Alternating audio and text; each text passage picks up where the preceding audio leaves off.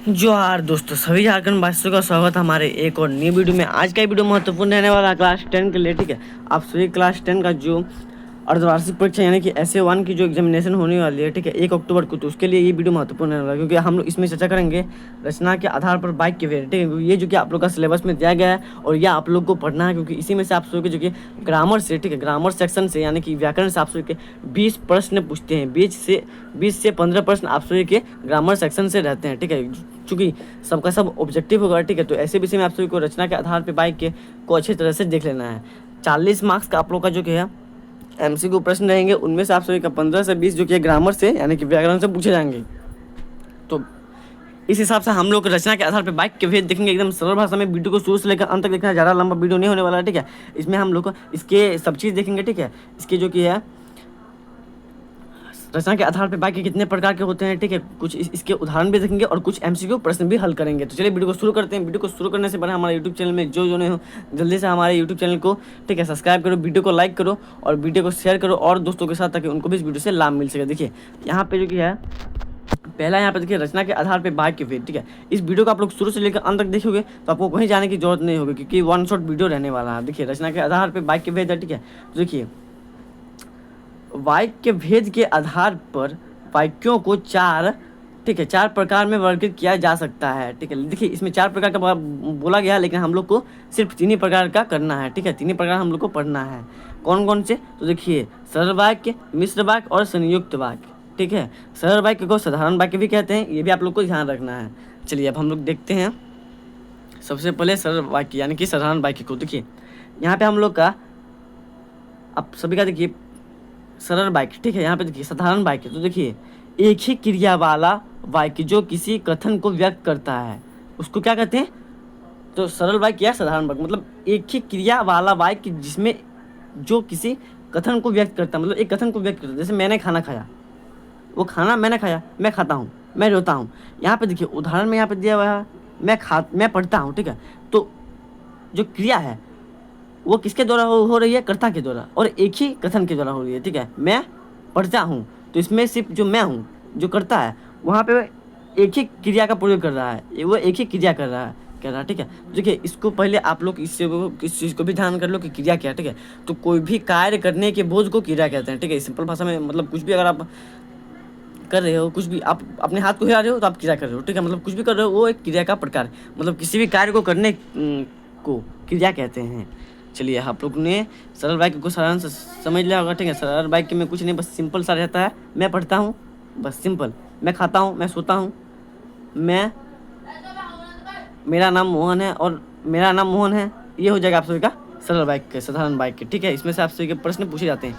हालांकि इसमें से तो प्रश्न नहीं पूछे जाते हैं क्लास 10 के लिए, लेकिन ये भी आप लोग के लिए इंपॉर्टेंट रहेगा। चलिए बढ़ते हैं नेक्स्ट में। देखिए यहाँ पे हम लोग का है मिश्र वाक्य। ठीक है, देखिए यहाँ पे मिश्र वाक्य, तो देखिए मिश्र वाक्य 2 या अधिक क्रियाओं वाला वाक्य जो 2 या अधिक स्वतंत्र वाक्यों को जोड़ता है। ठीक है, दो स्वतंत्र वाक्यों को जोड़ता है। ठीक है, इसमें 2 या 2 से अधिक क्रियाएं होती हैं। तो देखिए कैसे कैसे 2 या 2 से अधिक क्रियाएं, आप सभी को मिश्र वाक्य में सिंपल याद रखना है कि इसमें 2 क्रिया होगी। जैसे उदाहरण में यहाँ पे देखिए कि उदाहरण के लिए मैं पढ़ता हूँ, ये हो गया एक क्रिया, और लिखता भी हूँ, तो लिखता भी हूँ ये क्रिया, और मैं पढ़ता हूँ, ये 2 क्रिया हो गए। और यहाँ पे जो और है, ये दोनों के बीच, ये दोनों को जोड़ता है, दोनों वाक्यों को जोड़ रहा है। ठीक है, 2 या 2 से अधिक स्वतंत्र वाक्य उन दोनों को जोड़ रहा है। ठीक है, बीच में संबंध बना रहा है, तो ये हो गया आप सभी का मिश्र वाक्य।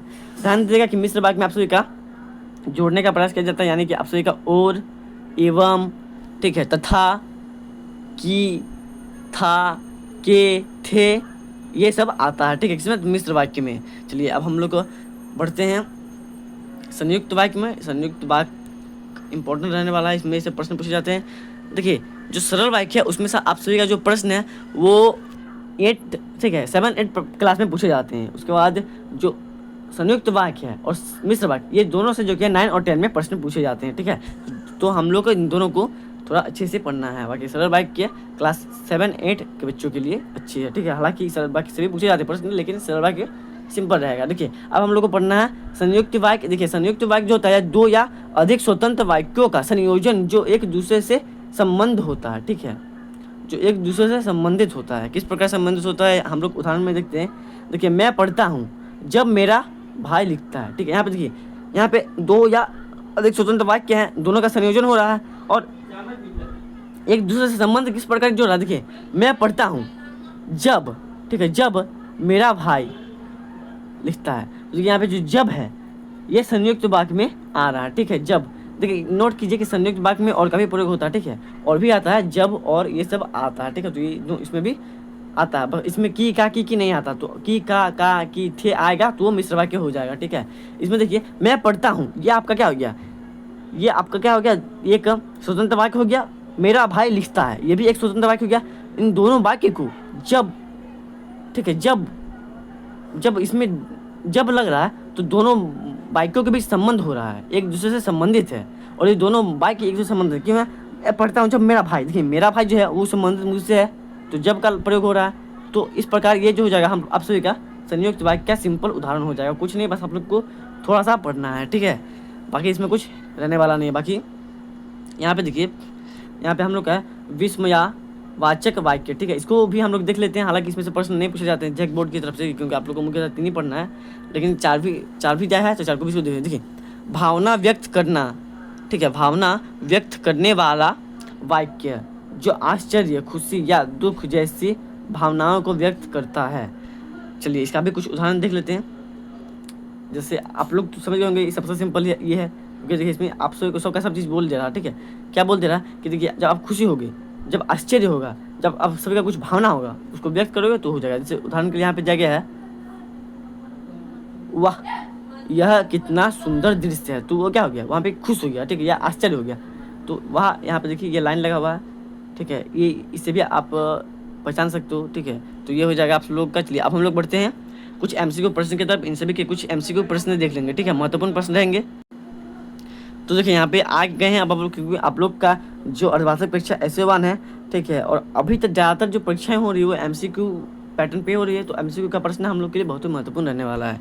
इससे आप लोग समझ सकते हो कि किस टाइप का आप लोग का प्रश्न पूछा जाएगा और किस टाइप से आप लोग जो किया ऑप्शन सेलेक्ट कर सकते हो। तो चलिए हम लोग फटाफट से इसको देख लेते हैं। देखिए इसमें हम लोग का क्या है कि निम्नलिखित में से कौन सा वाक्य, ठीक है, वाक्य साधारण वाक्य का उदाहरण है। देखिए साधारण वाक्य यानी कि सरल वाक्य, ठीक है। यहाँ पे आप लोग को अगर पढ़े होगे तो आप लोग को सरल, ठीक है, सरल वाक्य को ही साधारण वाक्य कहते हैं। तो देखिए इसमें ऑप्शन क्या गया है, मैं पढ़ता हूँ और लिखता भी हूँ, ठीक है। यहाँ पे देखिए साधारण वाक्य बोल रहा है, ये कौन सा वाक्य हो जाएगा, ये कौन सा वाक्य, ये मिश्र वाक्य हो जाएगा, ठीक है। उसके बाद देखिए, मैं पढ़ता हूँ जब मेरा भाई लिखता है, ये आप लोग का संयुक्त वाक्य हो जाएगा। और मैं पढ़ता हूँ ये आप लोग का हो जाएगा सरल वाक्य या साधारण वाक्य। और वाह यह कितना सुंदर दृश्य है, यह आप लोग का हो जाएगा विस्मवाचक वाक्य, ठीक है। देखिए इसका उत्तर यहाँ पे जो किया दिया हुआ है, मैं पढ़ता हूँ, ये आप लोग का हो जाएगा साधारण वाक्य, ठीक है।